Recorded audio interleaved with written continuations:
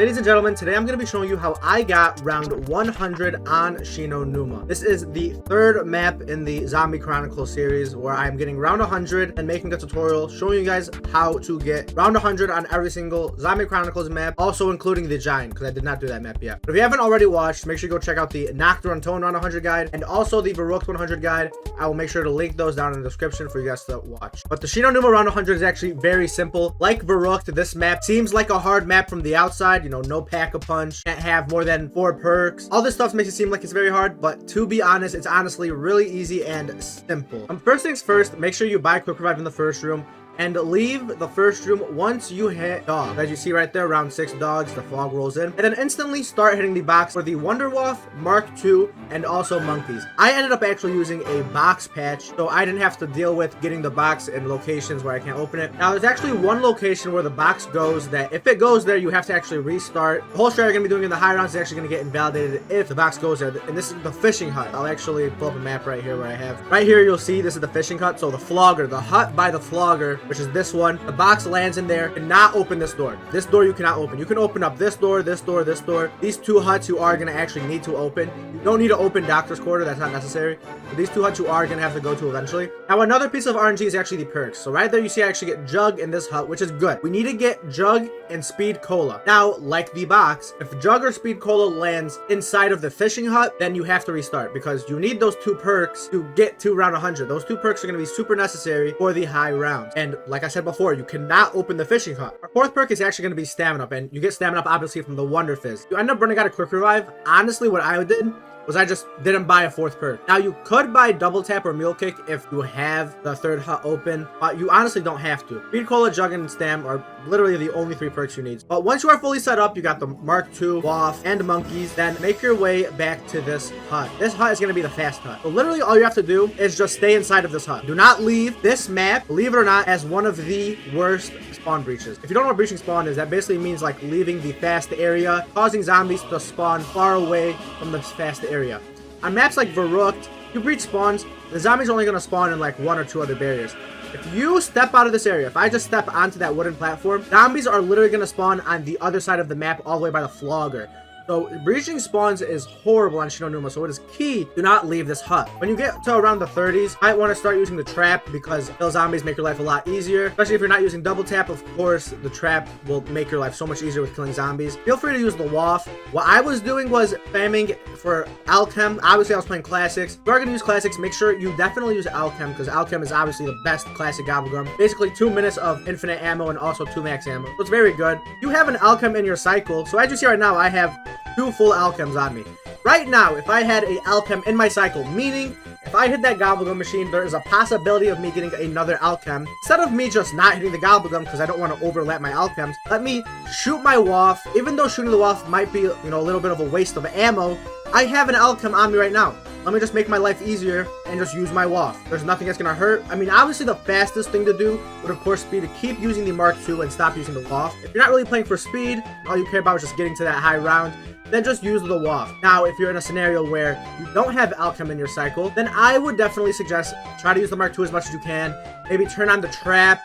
Start doing stuff like that just so you don't run out of ammo too fast. And also, utilize your dog rounds. If you know you have a dog round being actually on, like you just saw right there, I had a dog round. If you know for a fact you have a dog round, then use your Waff. You know, use some of that ammo. Don't just let yourself have full 315 Waff going into the dog round. You know, use some of that Waff. And also, if you are going to use your Waff, still at the beginning of the round, use a little bit of Mark II until you get overrun, because like you see right there, I got a death machine, and that death machine is going to help me speed up my round a lot. So make sure you are using the Mark II just a little bit as well, even if you are still using the Waff. Now, here's me on the 50s. I'm going to show you guys exactly what I was doing kind of to play fast. I would do like this little horde thing, shoot a Waff shot, and when I come back here, shoot a little bit of Mark II. If I saw zombies coming in my face and I had to reload or run, I'd try my hardest, run over here, shoot a Waff shot, shoot a shot there, reload, do the same thing, just keep going back and forth. Doing this, hopefully you'll be able to get some drops. Yeah, on these higher rounds, it is definitely crucial to be using the trap as much as you possibly can.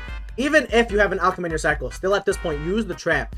Because doing that Waff horde is definitely going to be way slower than if you had a trap on. So make sure you use the trap. And while the trap is on, shoot your Mark II at the zombies. You might be able to get some drops from these zombies.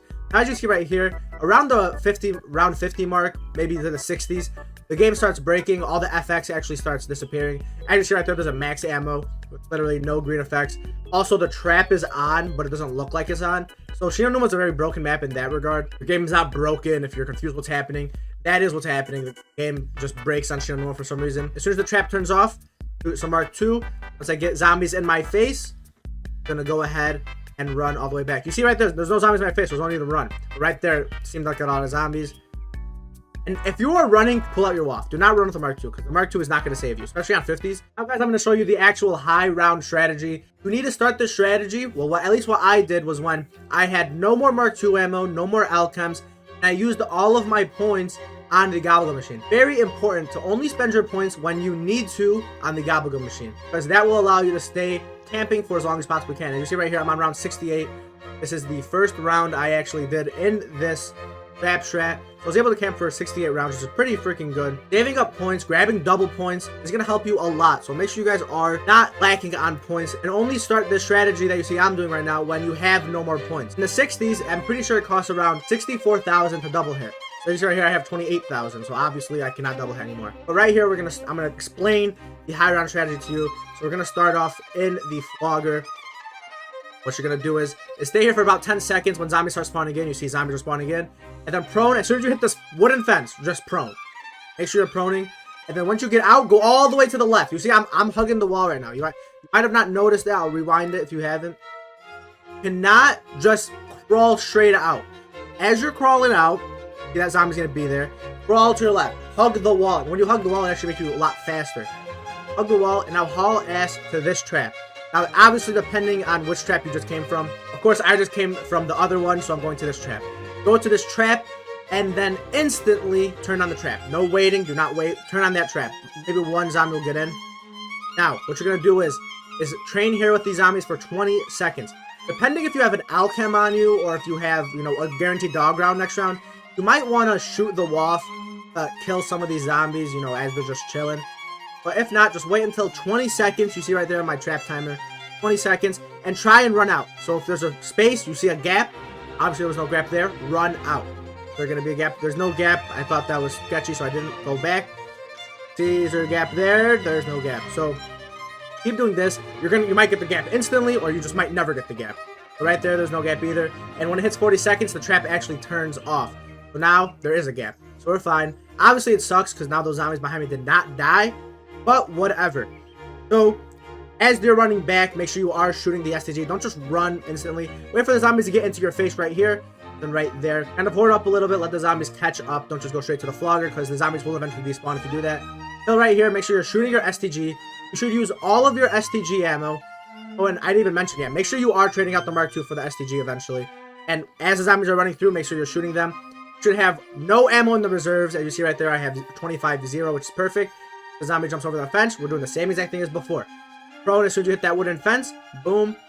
We're going to go hug the wall. Hug the wall. Now, if a zombie's running straight at you right there, when you're on the ground, go back a little bit.